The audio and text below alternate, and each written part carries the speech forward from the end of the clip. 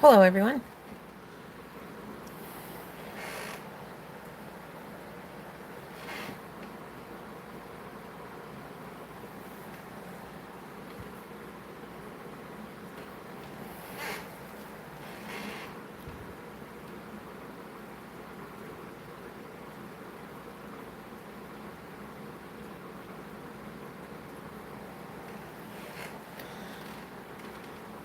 Hi, Laura. Hi, Vibes. I'm gonna do a quick couple of announcement type things right now instead of at the end.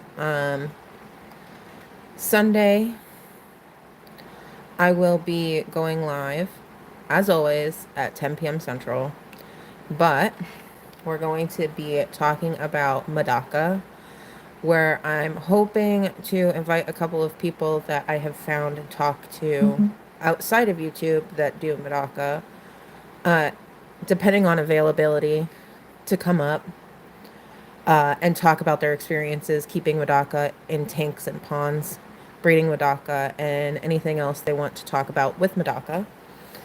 So Sunday's stream is going to be all about Madaka.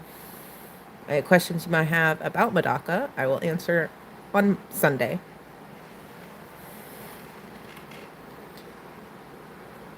I'm also going to do a giveaway for a Madaka sticker during the Madaka chat. Then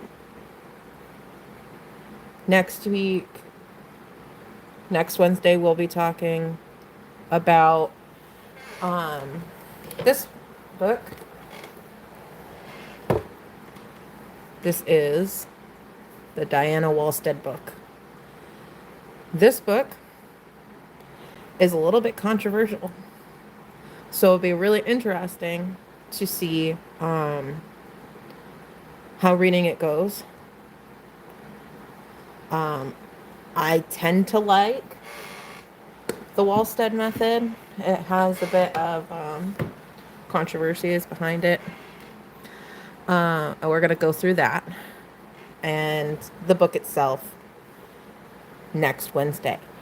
I announced the books that we're going to be doing in my Discord. I have a whole channel just for the book club. If you'd like to join, let me get you a link.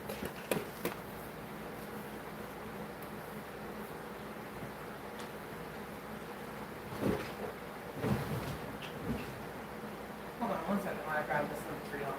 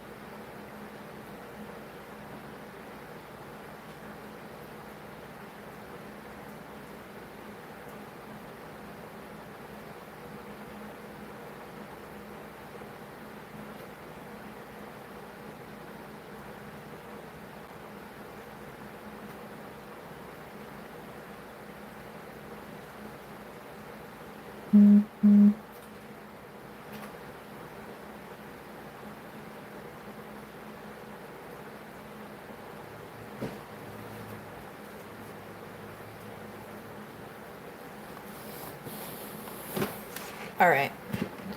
I pinned the link to the Discord.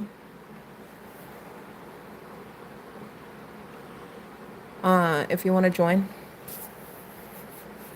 the Discord, I'm on there daily, so you can talk to me there too. After the stream, in my bio is my link tree, which links the Discord as well. So, let's get into this is Midweek Aquatic Archives, a Fishkeeper's book club. This week we're talking about Success with Cichlids from Lakes Mawali and Tanganyika by Sabine Malik. This book is one of the worst to flip through. And reading it was really hard. There was a point where I just kind of gave up. Let's see, I have little notes everywhere. In the first half, but I'm sure you can hear that awful sound of the book crunching and crackling, and that's part of what made it so hard to read. So this note says,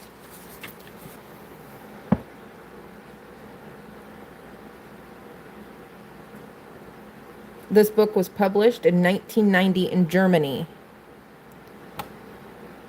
and 1993 in the US. I tried to search for information about the author, but I can't find anything about her. Mr. Bernard Killian, Mr. Bernard Deegan, or her husband, Bernard Melke.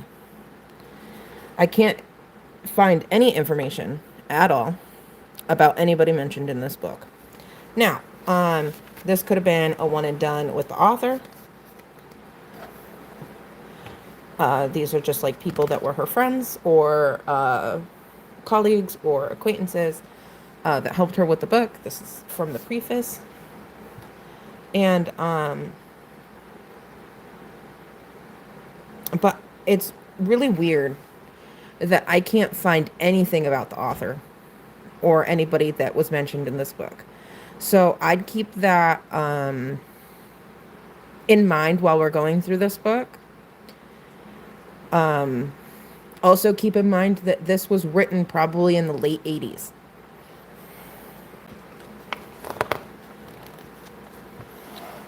So I read this section. My notes are, this section is nice and talks a bit about keeping plants in pots near fish tanks, which is how I like to keep them.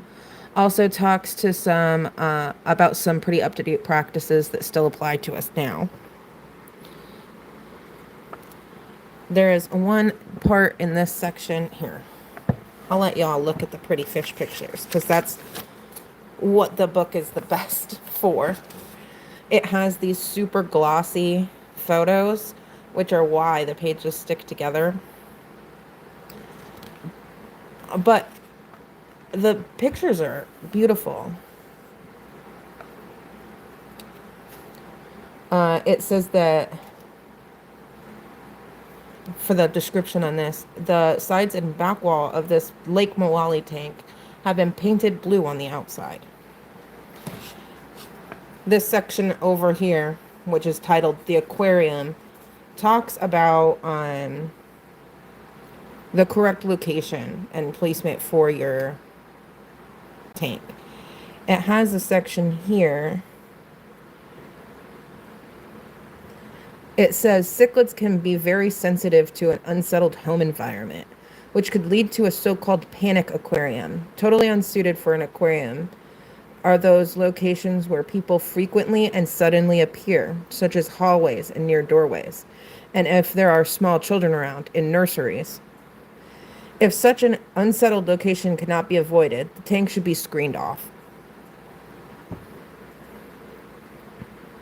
It then goes into how that is done by giving options on what they call aquarium foil, which I'm guessing is like a background.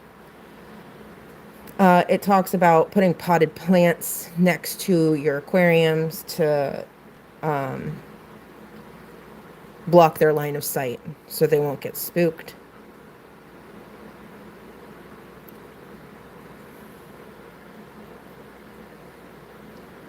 It also talks about how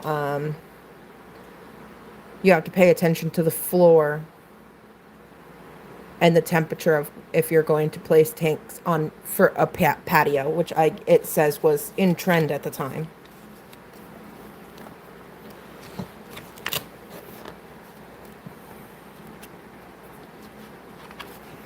So this talks about the size tank. I'll let y'all look at this picture, and I'm not sure how great they're going to come out. It says, what size tank? In order to get maximum enjoyment from the care of East African cichlids, you should select a tank that is as large as possible. The ideal size of a tank is not less than 1.5 meters in length. I have in my notes that 1.5 meters is approximately 4 feet 11 inches, which is bigger than the current recommendation of 75 gallons at 4 feet. I'm going to skip ahead a little bit. Smaller tanks can, of course, also be used, although this limits the number of species that can be kept. In essence, then, the smaller the tank, the smaller selection of suitable species that can be kept in it. For example, only a few snail cichlids is Neolamprologus species and slender cichlids, Julidon chromis and Challiniochromis species are suitable for small tanks, but even these species should not be given tanks smaller than about 50 centimeters in length. 50 centimeters is the length of a 10-gallon tank. The rest of it talks about making sure you have a well-built stand. It also highlights Cryptocorin Eusterania in this section here. And it is a very tall crypt that is not very popular.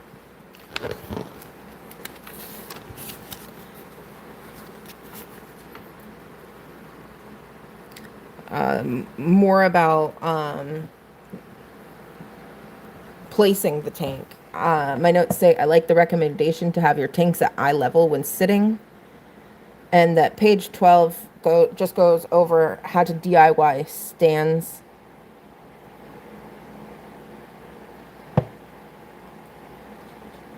"13 is just where to put your big tanks and advice of making sure your floors can handle the weight."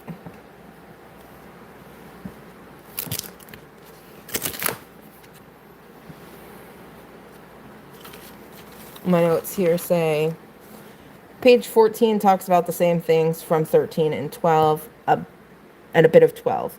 15 talks about tanks. There's a mention of not liking the tanks that have metal on the corners. So like what I'm talking about is the old style of tanks that have metal here. And I'm making a comparison in my notes. Oops, let's see. It wants to. There we go. Let me just move over. I'm making a comparison because it says, fundamentally, we distinguish between all glass tanks and the outmoded type in which individual glass panels have been secured inside a metal frame. The former are clearly preferred since the sort of design permits the all-around visibility into the tank without being impeded by the tank frame. I was saying that if this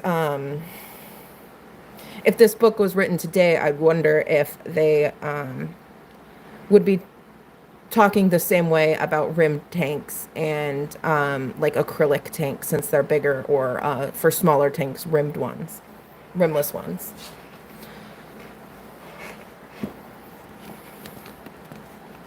Hi, Jeff K. There's another beautiful photo.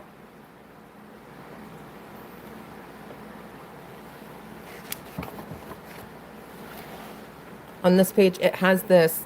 The double bubble aquarium was manufactured and designed by the American Acrylic Manufacturing Company of San Diego, California.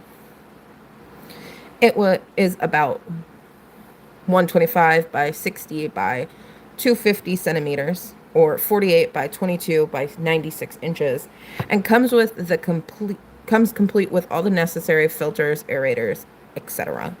This thing is a contraption and made me giggle when I saw it. There's nothing to dispute in this main text.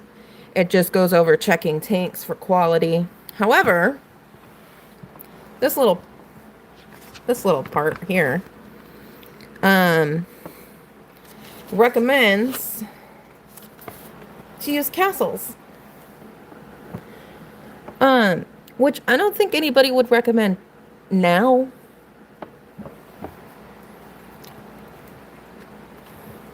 Oh, here you can see the wonderful castles that they're recommending. I don't think anybody would recommend them now in 2025. I think that even what they say are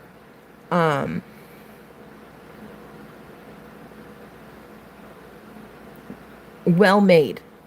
There was still problems with fish getting stuck in them.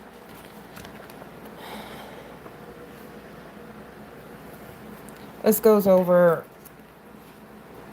tank covers, and a bit of lighting. I said that the text isn't wrong. It's just a bit outdated. Here's a cool graph or infographic on plants growing towards the light. I said, interesting infographic about the fluorescent lights, which we don't really use anymore, in favor of LEDs.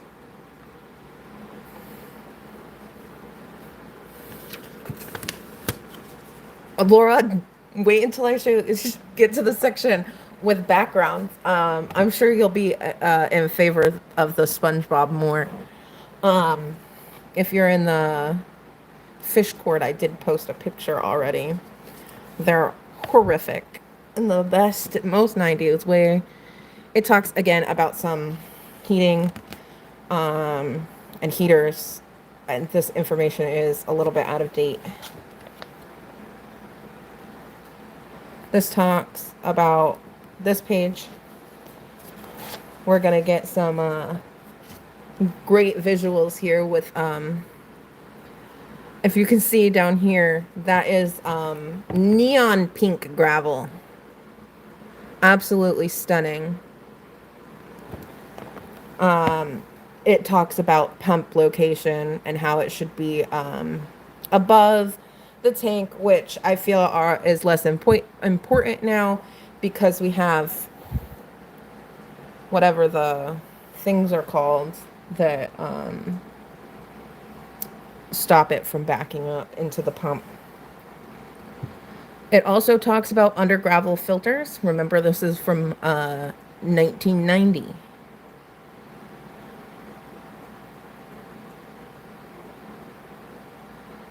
In my notes, I have better lights mean less issues with pointed growth. Good heaters are still hard to come by.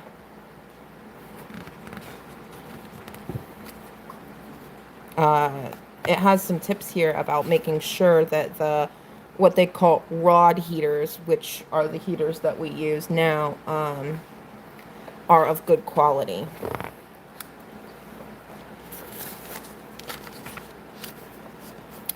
I want to show you this piece of history here. These are Second Nature Whisper Power Filters, which got bought out by Tetra. Second Nature is now Tetra. And they are the same filters.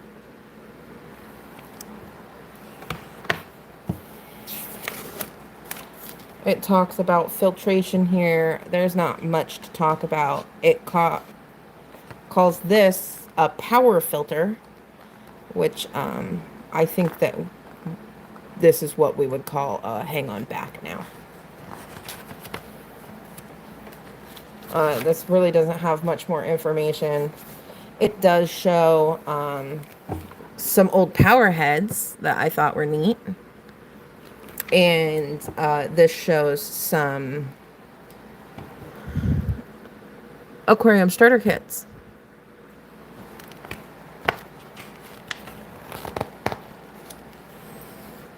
And this is where I started getting a little bit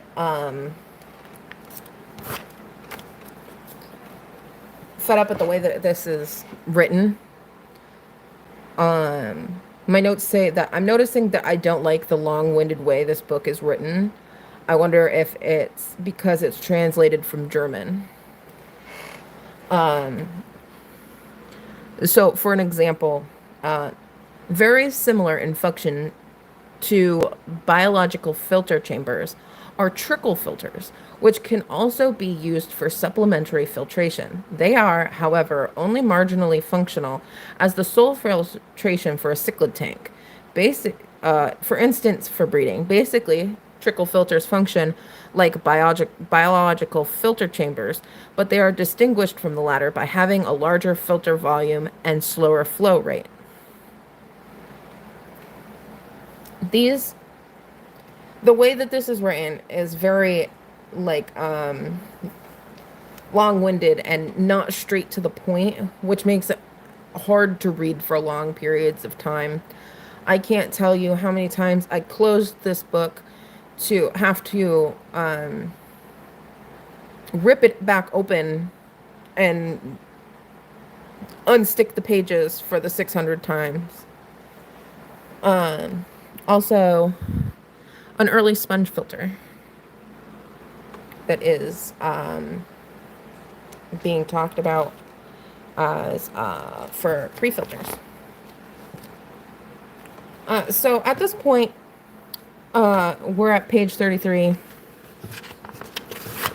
And besides pictures, we haven't really gotten into cichlids much yet. It does talk a little bit about how apparently cichlids prefer sand, they need sand over gravel because they're apparently prone to bacterial infections. See, the issue here is I don't have cichlids. And I know basic information about cichlids. I do not know if they get bacterial infections because of gravel. That does not make sense to me. But if you keep cichlids and you're like, absolutely, it makes sense to me, then you're more educated on the topic than I am.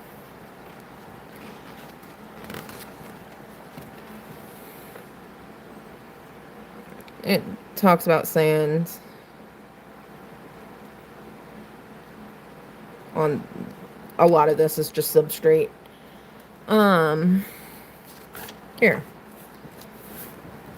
Old plastic plants. I don't think any of it is necessarily outdated. In the sidebar, it talks about live plants being ideal, but plastic ones being an option for cichlids so they won't eat them. I do think that more often than using plastic plants, not saying that people don't, I think it's just preferred to not have any at all. Or finding other options. Silk plants, for example.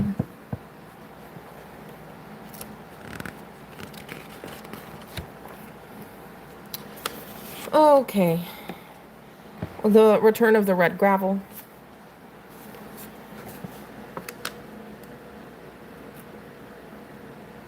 Bright red gravel is a choice, I say in my notes. I also have to say, since they did mention it, was it routine to put styrofoam under rocks in the 80s and 90s? This book does recommend against it, and talks about adding a thicker layer of substrate instead.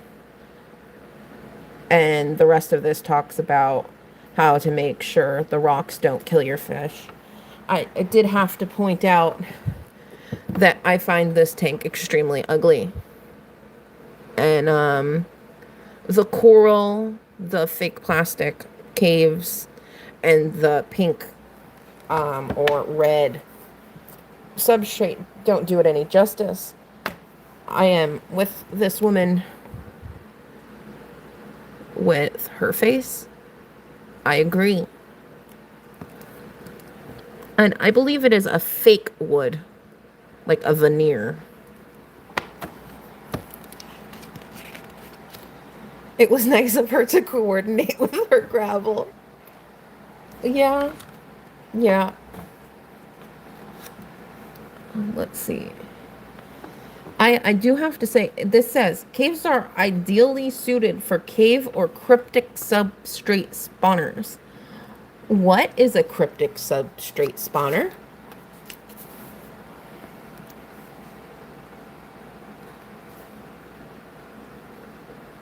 Does anybody know what a cryptic substrate spawner is? Oh god, like the 80s station wagon paneling. Exactly, but it's like printed on like printed on plastic. It's a choice. Cryptic substrate spawners. I have no idea what that means. I can guess that they're substrate spawners. Or like egg scatterers, maybe we would call them. It talks about a planting on this page. It recommends Anubias and Cryptocoryns. This picture is of a specially planted patch of lizard crypts. Is highly recommended. Juveniles like these Bulu Point Tropheus morii will grow up together and form a harmonious group as adults.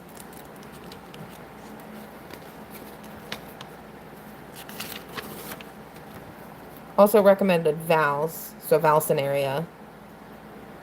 Plants mentioned recommended for grazing cichlid species. There's not many plants in their habitat. Again, I think a lot of people would use hardscape silk plants or setups with potted plants now to combat this issue. Oh god, it's the backgrounds page. Okay, so this just talks about backgrounds, but you gotta love this guy and his weird background. And we're gonna go to the worst one. This is background for an aquarium.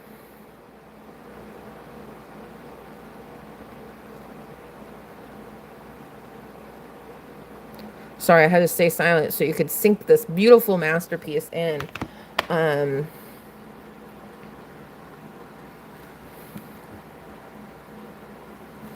get a nice close-up of this beautiful masterpiece of a background.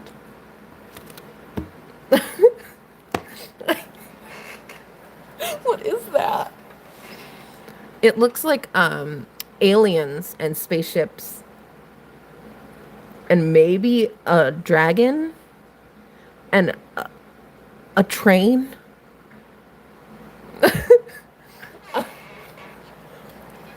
It is very of its time. It's bad. I know. It's bad. Oh man. It's bad. I know.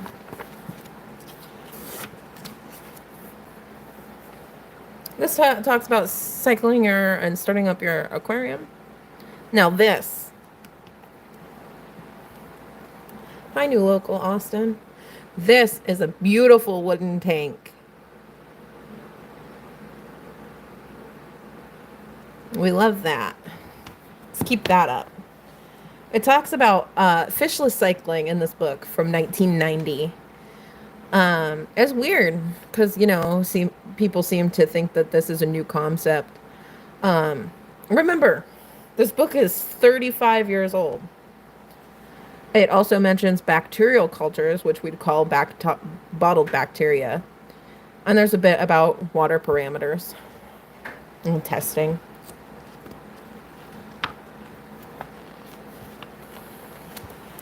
Beautiful map of Africa. This talks about, um, here we go. This talks about the lakes, the East African Rift Lakes. It's not much I can comment on. It has some really pretty pictures. That one's Pseudotrophus zebra here. It does get a little weird and politically. It's an old map of Africa. Map of the Rift Lakes.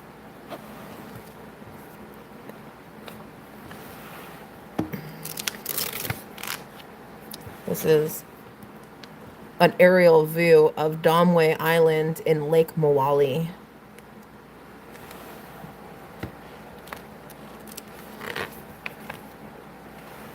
The smallest of the slender cichlids, Juliodochromosis transcriptus. It prefers caves and crevices. Again, this is talking about the East African Rift Lakes.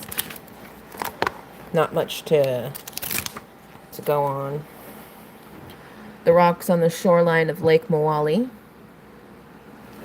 And a view from the garden of Peter Davies' homestead in Cape Maclear, Lake Mawali. The name of his boat is Mbuna, as you can see.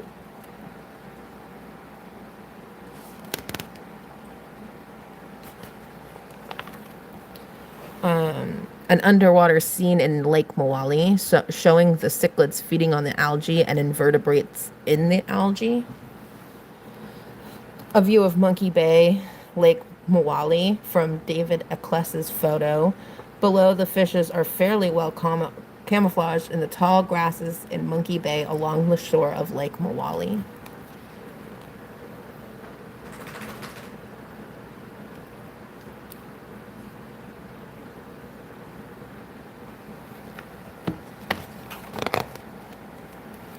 A shallow underwater reef.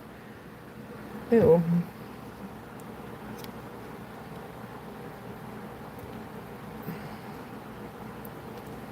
A shallow underwater shelf along the shore of the non-rocky coast of Lake Mawali. Most of the coast is rocky. Tropheus Burchard from Cape Kadeen, Zari. A Lake Tanganyikan habitat. And it asks us to compare this photo with one of these from Lake Mawali. I feel like I'm constantly scooting this way. Hold on.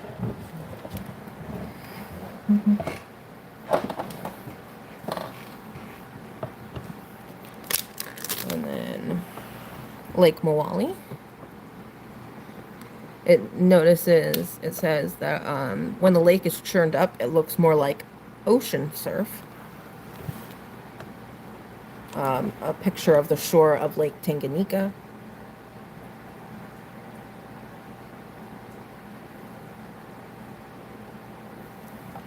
So that's Lake Mawali and Lake Tanganyika.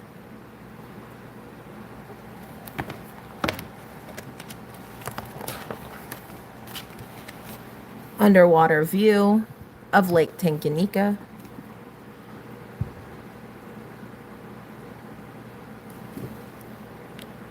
A view from the hill looking down onto Lake Tanganyika. Underwater view of Lake Tanganyika.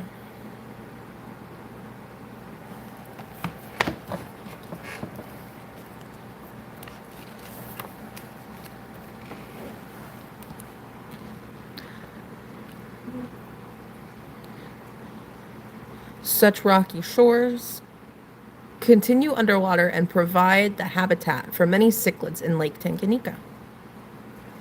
These pictures are just stunning.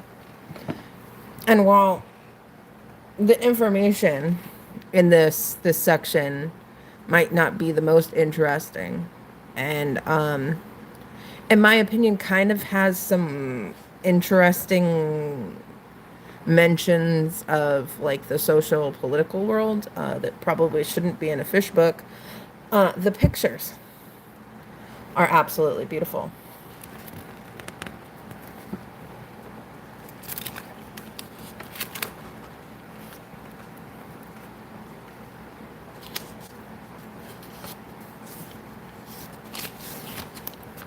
This note says, this whole section has just described the lakes in the East African Rift region. A view along the coast of Lake Tanganyika.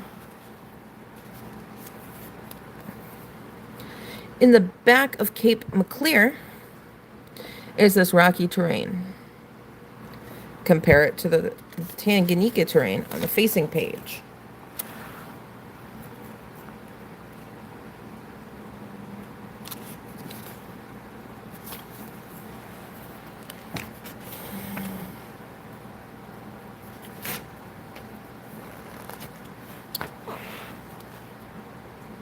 The Lake Tanganyika sandy patches alternate with the rocky shore, a fishing village alongside the shore. Now, this gets into the cichlids. It is now a little bit before halfway into the book, and this is where I stopped. I said to myself that the way this book sticks makes me not want to read it.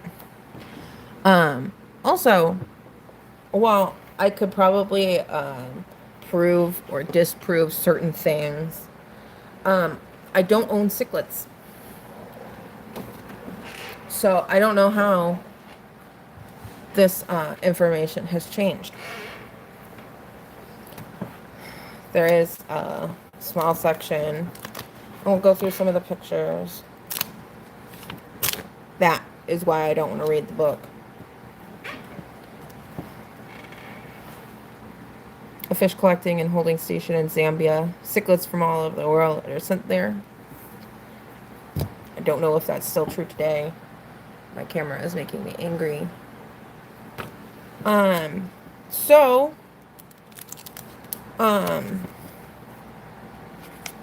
What I'll do is I'm going to drink some water because I've been talking nonstop for almost 40 minutes.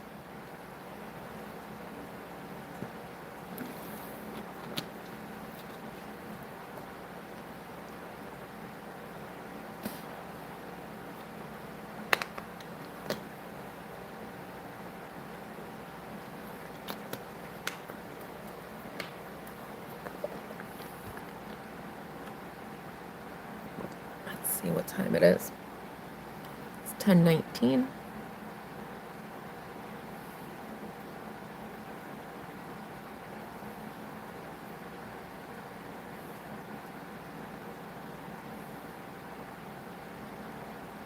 All right.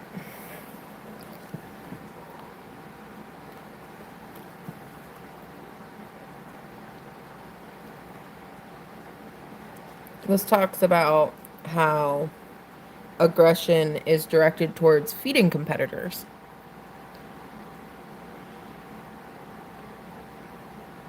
And siblings of the same sex.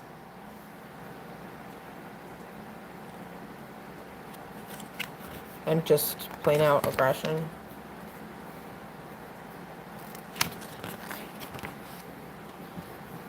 I have this posted in my Discord. After the stream, I'll post some sources if you're interested in the book. I highly recommend getting the ebook version because physically separating these pages is a nightmare. And they keep sticking and sticking and sticking and never stop. So, for the last like 20 minutes, we'll go over the pictures and the rest of the book. And there's like a section on diseases in the back that we can go through.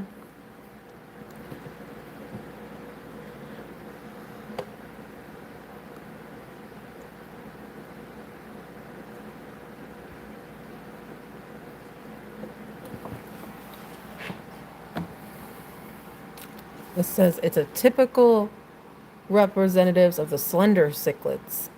Judiochromis rajani is in the background, while in the foreground are juveniles of J. regani and J. constrictus.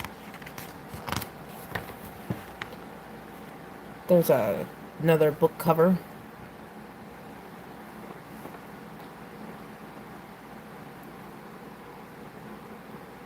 It is the most complete book on cichlids ever written is Dr. Axelrod's Cichlid Lexicon. And it might be, if I can find it, a book we will review later on in this series. It's a center of photograph, a threat display by Trophius Mori. All fins are spread to impress a female or to intimidate a rival.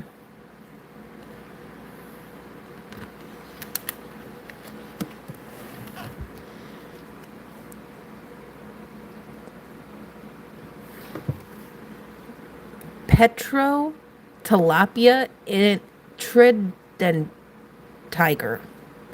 One of the Mbuna is a highly specialized epiphyte feeder or grazer. I like this fish's 2 spots. I think that's really cool.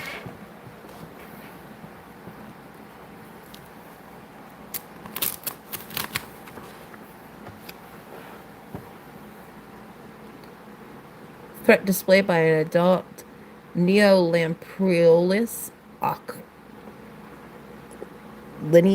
ocliatus male. Males are easily recognized by their orange-colored dorsal fin border. Again, I'm reading.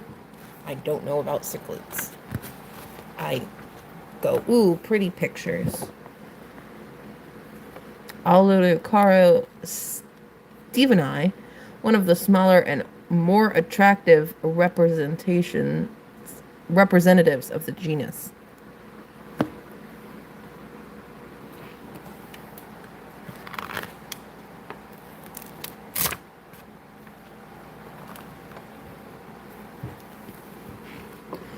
Neolamprologus octolanus.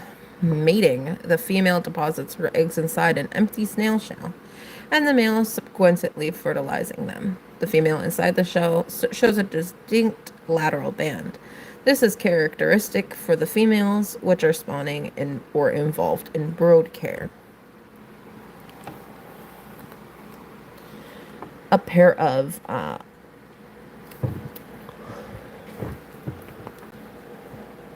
Adaloprologus compressicups. Oh man, these scientific names. Has become bonded within a group of siblings. The female takes over brood care while the male defends the territory. When servicing inside the tank, the aquarist hence is often attacked by the male.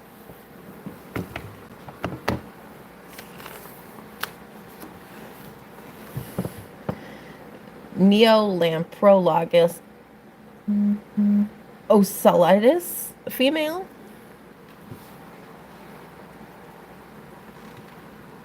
Beautiful. Of course, this is like a shelly, right? Like a shell-dwelling cichlid, right? So these things are small. This is probably the biggest one's ever been.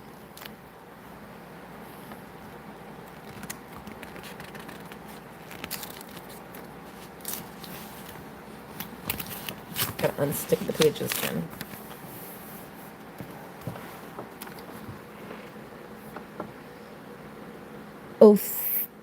Opothalom.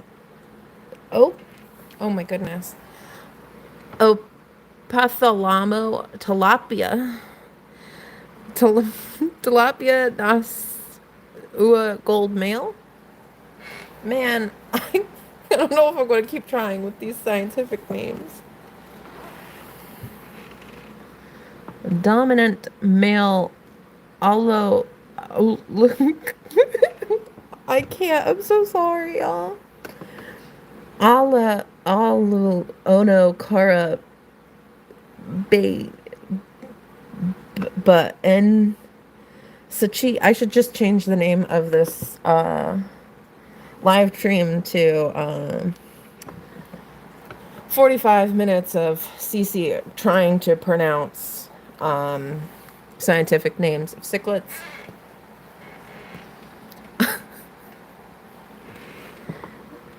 Neolabra. It's a Shelodonid cichlid up here in a shell. Can you see it? There's the fish.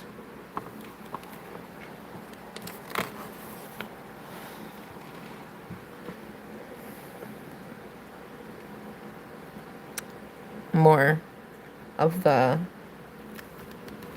shell dwelling cichlids. I like this picture. I like a lot of the pictures in this book. I just wish I didn't have to rip the book open.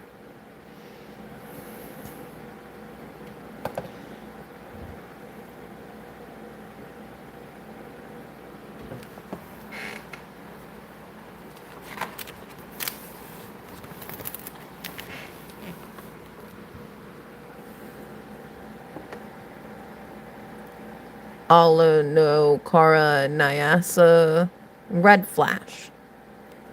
It's a subadult and hasn't reached adult full coloration. Another slender cichlid.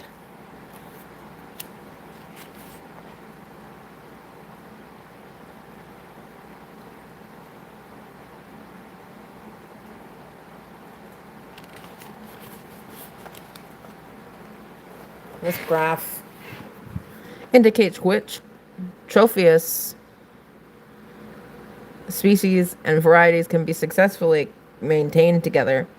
If one does not keep more than one species of variety together, then at least one pair of each should be provided as so not to encourage possible hybridization. Laura, trying to say scientific names in general is hard, but some of these things I've only read. I mean, I'm glad that I practiced how to say Lake Tanganyika before the streams.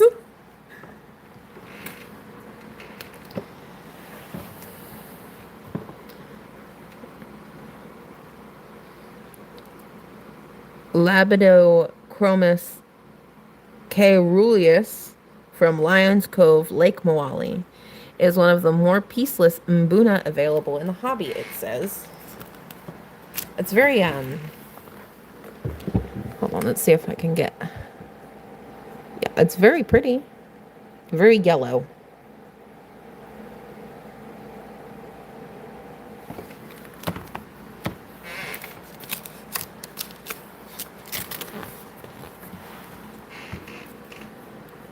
Atrophius brichardi from Katoga, Tanzania. There we go. Is one of the most aggressive members of the Tropheus complex to date. Look how cute this aggressive little fish is.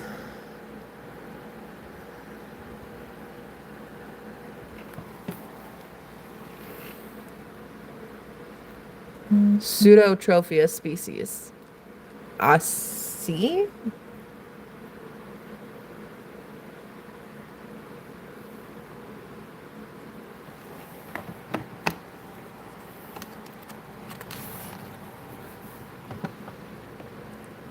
Xenotilapia oceogenius is a fairly peaceful, but frightens easily. That's beautiful. The eye kind of freaks me out.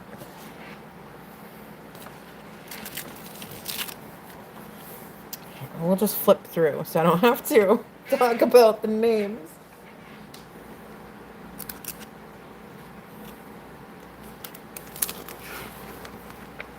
I think there's only one more in this section. This section talks about care and maintenance. When I was reading it, it didn't look very out of date. But again, you know, Labiotrophus borni.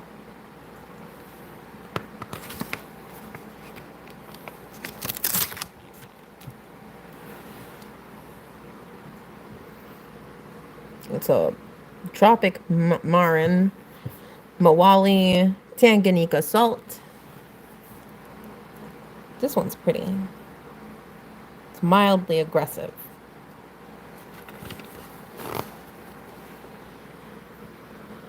Very attractive representative of its species that is moderately aggressive. Let's see.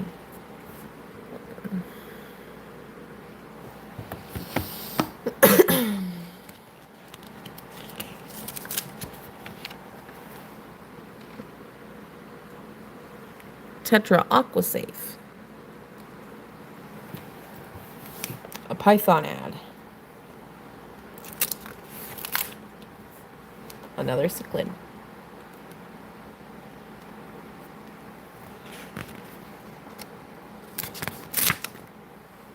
Another cichlid. I mean, while we're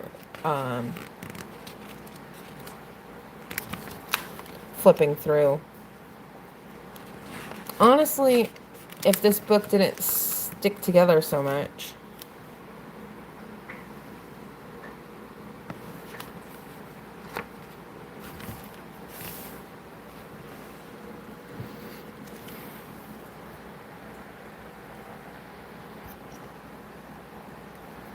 stop doing that. I'm sorry.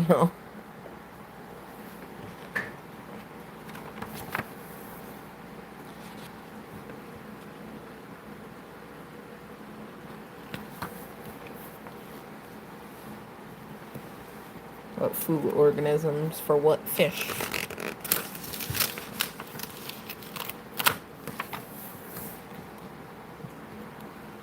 Another fish.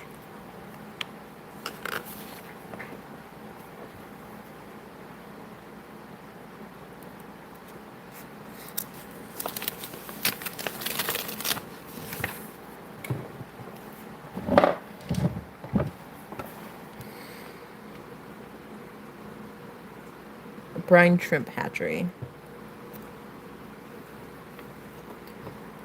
Adult brine shrimp, living black worms, living tuvifex worms, frozen foods.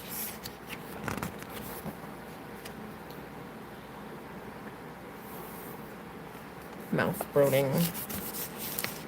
Some babies in the mouth.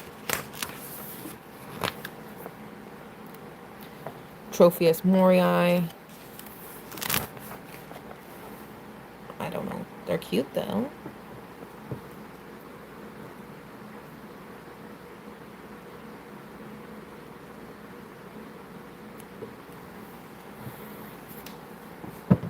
We know what these are.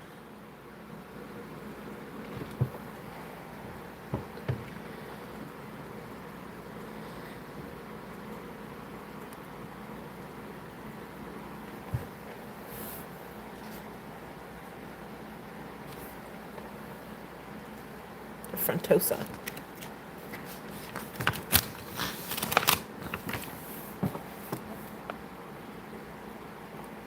Another Tropheus. I like these spots. I think that they lose them when they get older. Very pretty. It's a close-up of brine shrimp, black worms,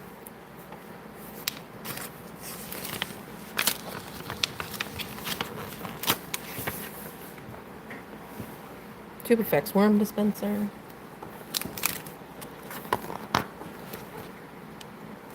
dry pellet foods that they say are recommended as a supplement, not a main diet.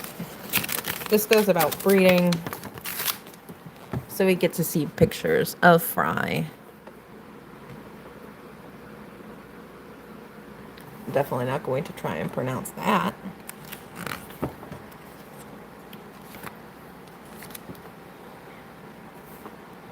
Courtship.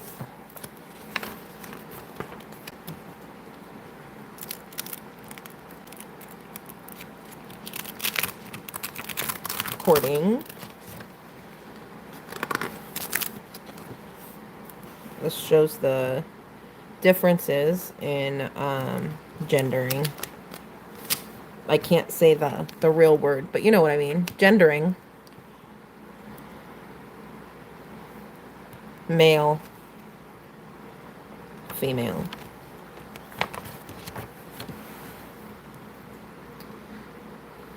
We're almost at the end of the book.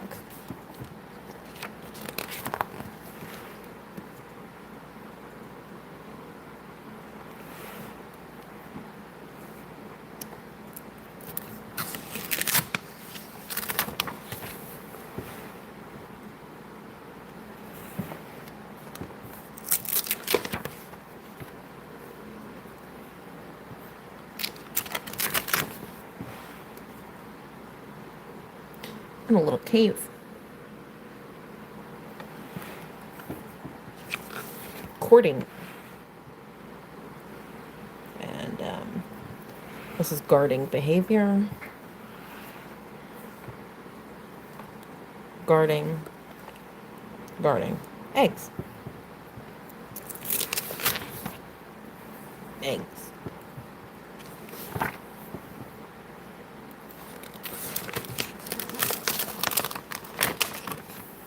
As we're coming up to the last few pages, this talks about diseases. This talks a lot about maintaining a clean aquarium and preventing. This has a really interesting thing that I didn't realize. It says buckets that have been used for carrying sand, gravel, and rocks can no longer be used for transporting fish. The inside of such buckets becomes roughened up so that it feels like sandpaper. This could damage the skin of the fishes. It's really interesting. I never really thought about how a bucket could be an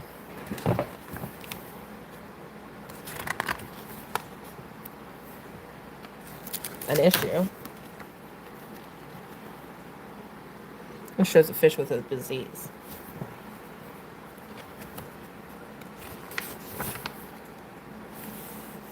This is a book all about discus health. And the last before the index is hobbyists should familiarize themselves with various kinds of medications available so that they'll know how to properly treat sick or injured fish. Now, let's talk. Let me get to a pretty picture. The one at the beginning of the book, because we haven't seen it in a while.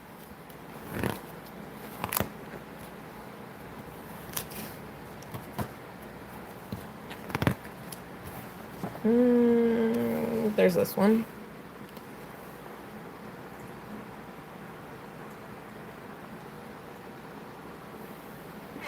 Okay. So, in general, I don't think that this book is like horribly outdated. If you wanted to grab it and pick it up, I think it will give you enough information to like begin keeping these fish. I would always, especially with older books, this one specifically on its tank size requirements are really nice. It recommends bigger tank sizes, except for above 75 gallons for your fish as a minimum. I think it said 4 feet 11 inches, which would be like 80 gallons, assuming of height.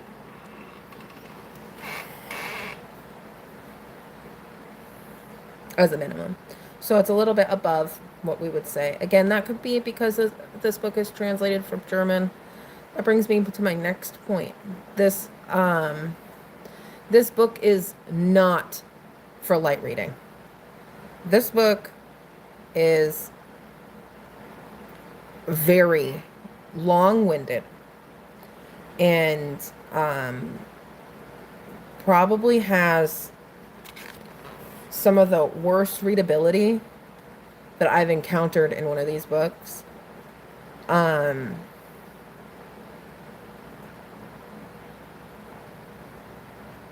If I were this person now, I think that one of the critiques I would give is that this book could be a lot shorter and more concise.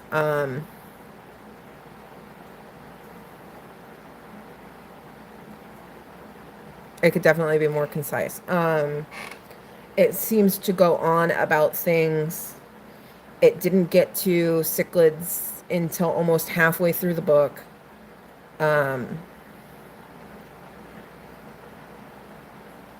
So the structuring was a little bit weird. Like, going through the first part of this book, it really could be for any bigger fish, not just specifically the South Rift Lake cichlids.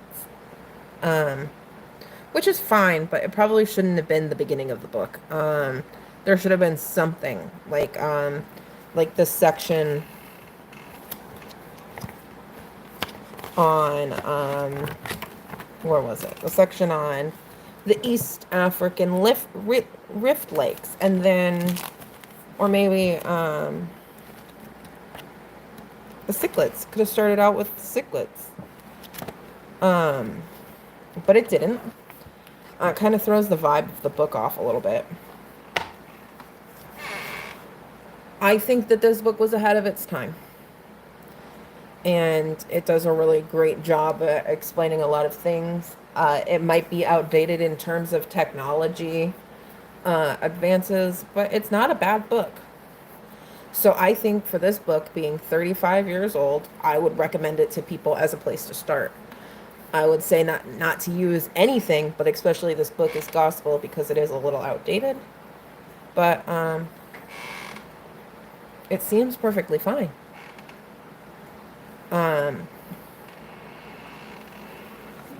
That's it. That's that book. Again, this book's name is Success with Cichlids from Lakes Mowali and Tanganyika by Sabine Melky.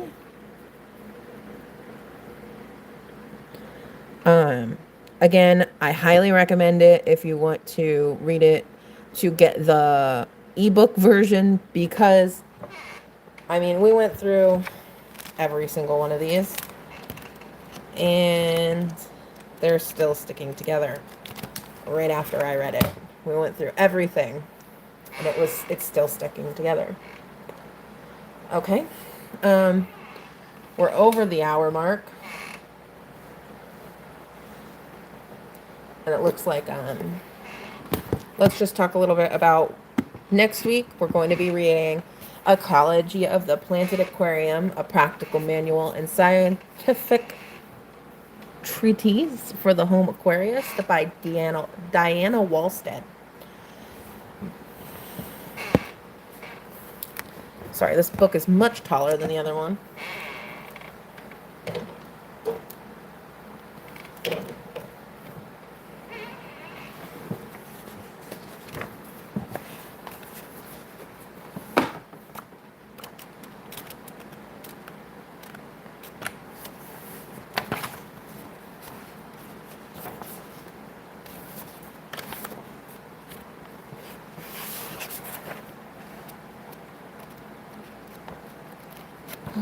Good.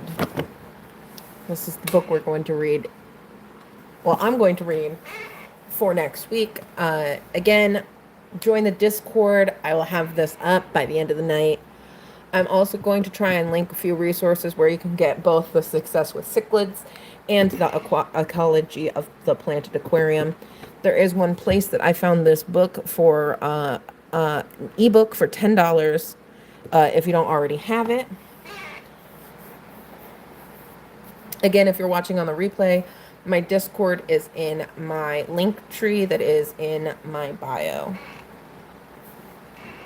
This is... Hold on. Let me check for you 1 second.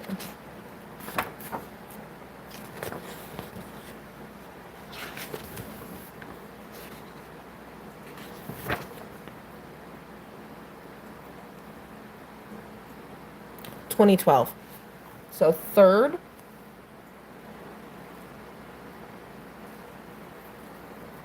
This is the third edition, I think.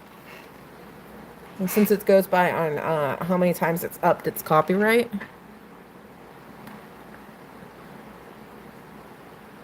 I think. Don't quote me on that, but it says 2012. So if it goes by how many times it's upped its copyright, then this is the third.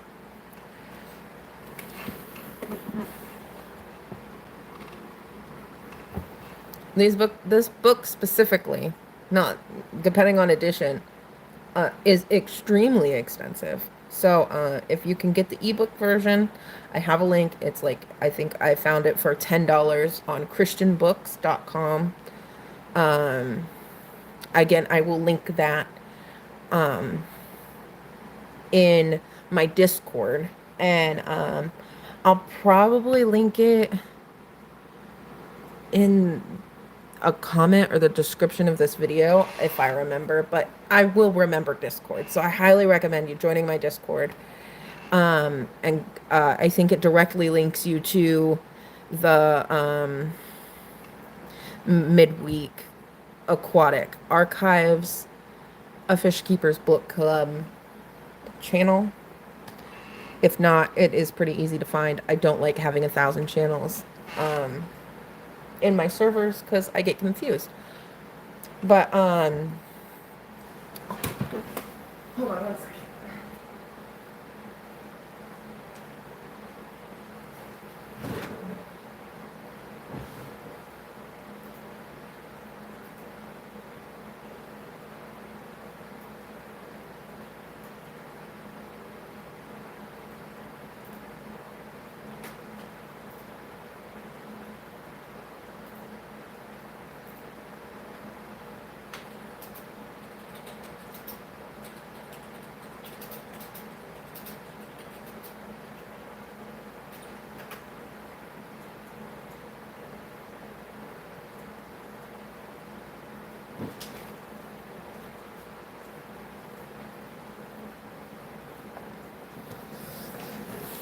Okay, New Local Austin is up next if you want to go over there. It looks like when I had just jumped on to get the link that it's about 10 minutes from now.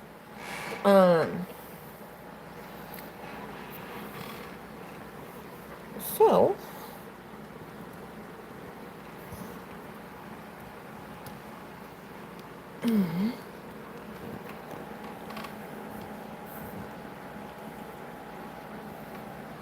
let me fix this real quick.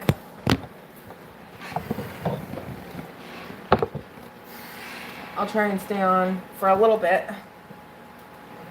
while he gets started. Before he gets started,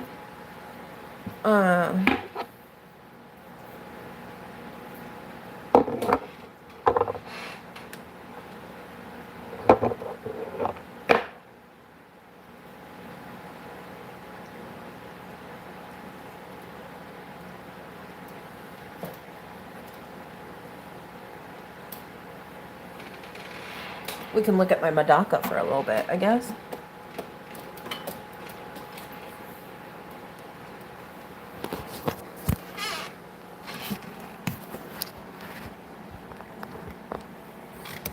Drop y'all down. There we go.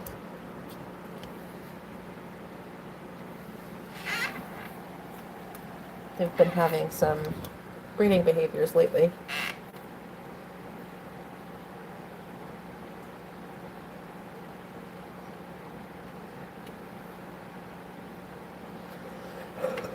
I'm going to take a couple of the red spot Medaka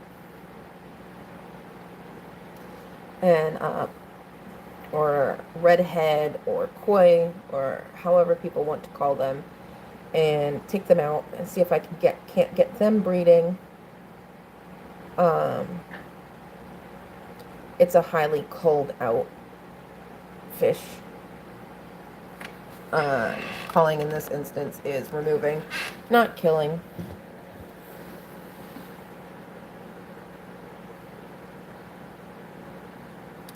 If you missed the beginning of the stream, I'll be doing a whole Medaka based live stream on Sunday.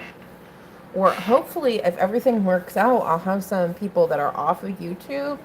Maybe I contacted a bunch of people, and hopefully they'll come over and they'll join me and talk about their experiences with Medaka.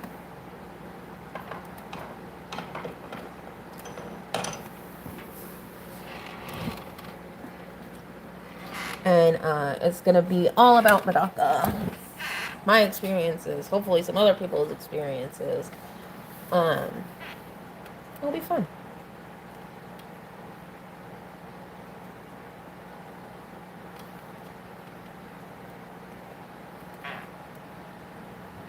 If you want to come up and ask questions about Medaka, you can also do that.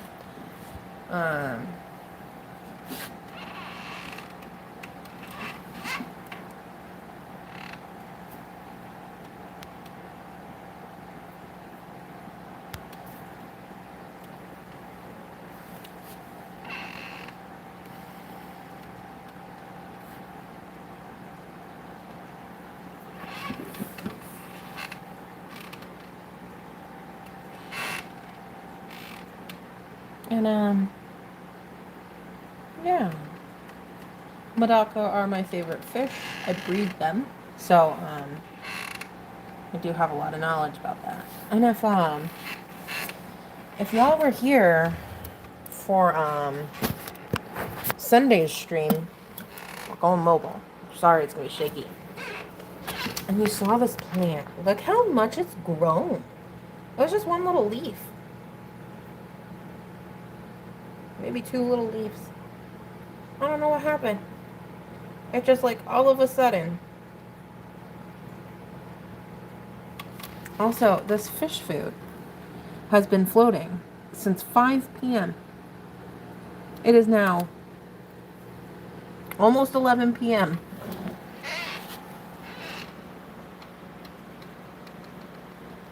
Ew, y'all can see my hair algae.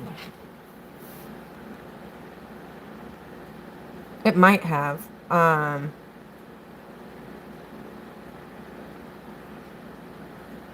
I'm unsure exactly what kind of plant it is. It's a bulb. I don't know what kind. I'll have to wait until some more leaves come in. There's like... It's pretty. I don't know what it is, though. There's some hair algae.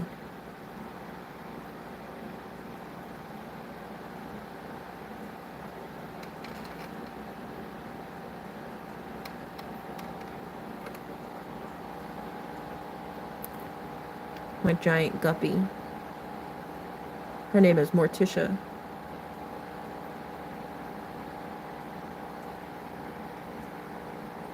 Here. Let's see. Alright, y'all. I'll show y'all my other guppies since I showed you my big guppy. And then I'm gonna hop off. Let's see.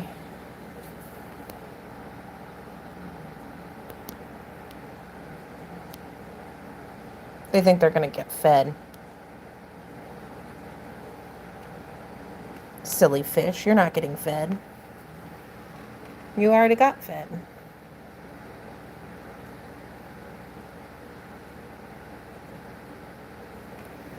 You see them all? They're silly.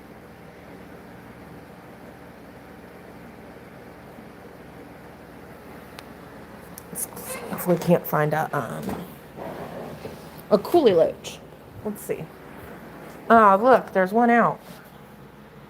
Look at it. A little coolie loach. I think that's perfect to end on. A little coolie loach. There's another one. Oh, it's significantly chunkier. And hold on.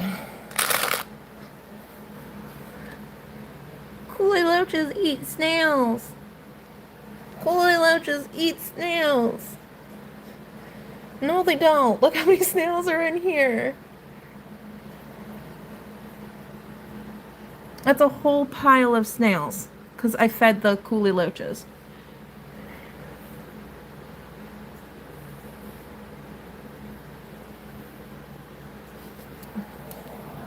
I see my coolie loaches every single day. At least one or two of them every single day.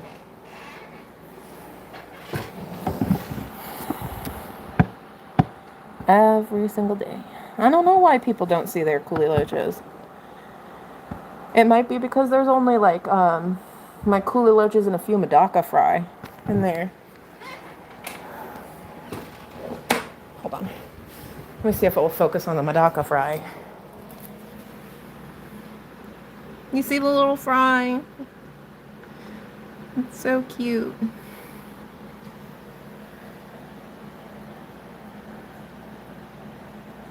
So many snails. Coolie loaches do not eat snails. Don't let people lie to you. Snails.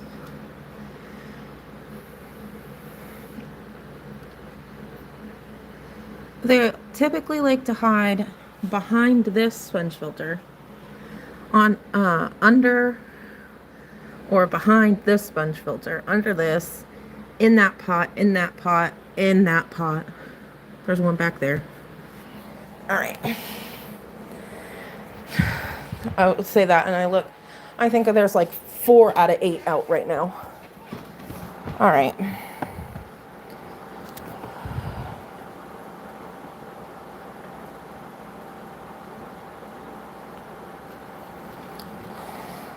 New Local Austin should be starting in a few minutes. I'm going to head out so I can do a couple of things and then head over there. Thank y'all for joining, and I'll see you on Sunday. Bye, everyone.